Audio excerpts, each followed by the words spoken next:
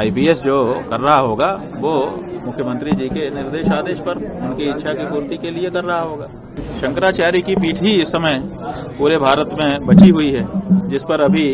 सत्ता पक्ष का कोई व्यक्ति नहीं बैठ पाया है। उनकी कोशिश है कि जैसे उन्होंने हर संवैधानिक पद पर अपने आदमी बैठा लिए, जैसे उन्होंने हर विश्वविद्यालय के कुलपति के पद पर अपने आदमी बैठा लिए, जैसे उन्होंने बाकी कई जगहों पर अपने आदमी बैठा लिए, वैसे वो चाहते हैं कि शंकराचार्य के पद पर भी हम अपने आदमी बैठा लें। भाई हमारा उनका व्यक्तिगत न तो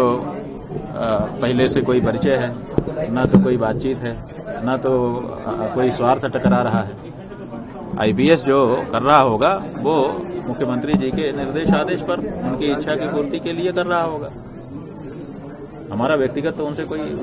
लेना देना है नहीं ना। महाराज जी, जिस तरीके से कार्रवाई की बात कही जा रही थी, अब ऐसा लग रहा है कि लोग बैकफुट पे आ गए हैं, तो क्या ये अब ये आप लोग अपनी शब्दावली है, हम इसमें नहीं जाना चाहते हैं। हम तो ये कह रहे हैं शुरू से आपसे कि हम यहाँ पर उपस्थित हैं और आपकी कोई भी जांच है उसमें सहयोग करने को तैयार हैं, और अगर कोई आरोप लगाया गया है तो उस आरोप के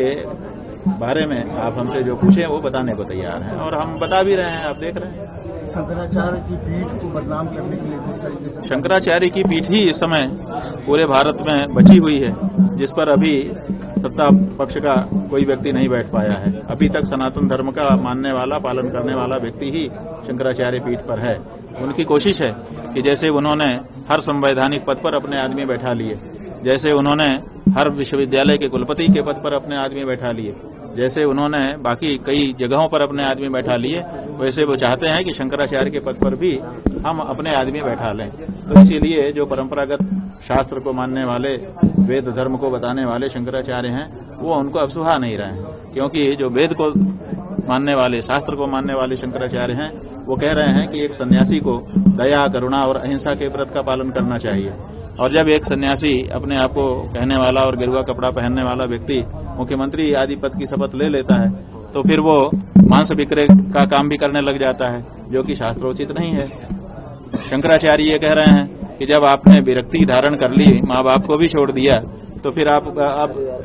नौकरी क्यों कर रहे हैं, क्यों वेतन लेकर के काम कर रहे हैं? और वेतन लेकर के जब आप काम करते हैं, भत्ता लेकर के काम करते हैं, तो 24 घंटे के लिए आप संविधान का काम करने के लिए जब नियुक्त हो गए तो मठ का काम कब करेंगे? तो ये जो प्रश्न है मूलभूत, इन प्रश्नों को शंकराचार्य उठा रहा है, इसीलिए शंकराचार्य उनको नहीं सुहा रहा है।